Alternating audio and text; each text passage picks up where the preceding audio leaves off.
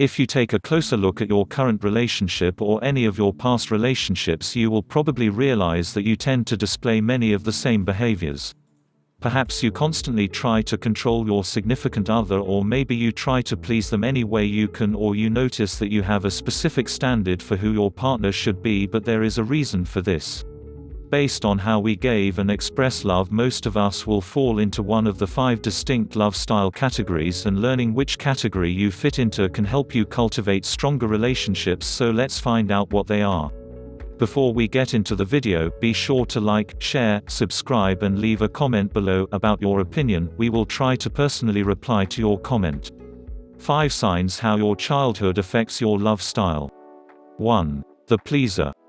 Typically, people within this category were raised by parents who were both angry and critical or overly protective. They may also have grown up in families with distressed parents or wild siblings. They are the good kids who do everything they can to behave well in order to avoid provoking their parents. In fact, children who turn out to be pleasers are actually the one giving comfort to the reactive parents instead of receiving comfort from them. Growing up, the pleasers appears to be well put together. They are usually very nice and have a giving nature. They are also very committed, which is what the spouses get attracted to in the first place. They are very uncomfortable with conflict, and if they become involved in an argument, they try to end it as quickly as possible by either making up for the conflict or giving in. 2. The victim.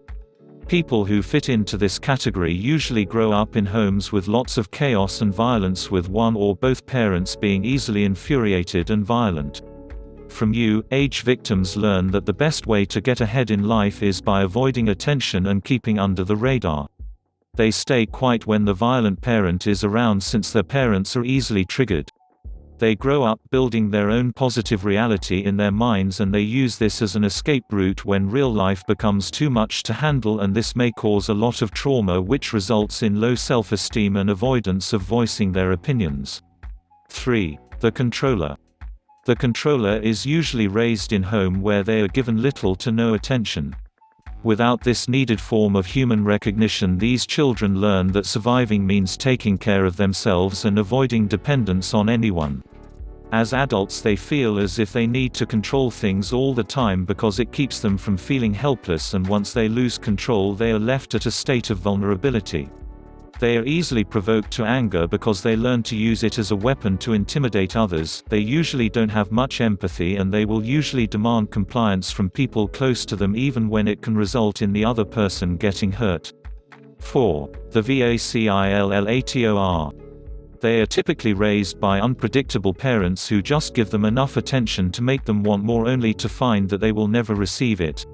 From fairly young, vacillators learn that they aren't very high on their parent list of priorities, and due to this lack of attention, they become extremely sensitive to signs of connection and rejection and develop a deep fear of being abandoned. 5. The avoider. Avoiders tend to grow up in homes that discourage affection or show a very minimal sign of it. Their childhood homes were based on performance, where independence and self-reliance were the only values being encouraged, and this causes the avoider to feel as if hiding their true feeling is the only way to avoid seeming needy or annoying. They learn to care for themselves at young age, and they teach themselves to handle situations based on logical reasoning instead of through feelings. At times, the avoider can feel uneasy dealing with the feelings of others around them, and they prefer to be indulged in their own thoughts.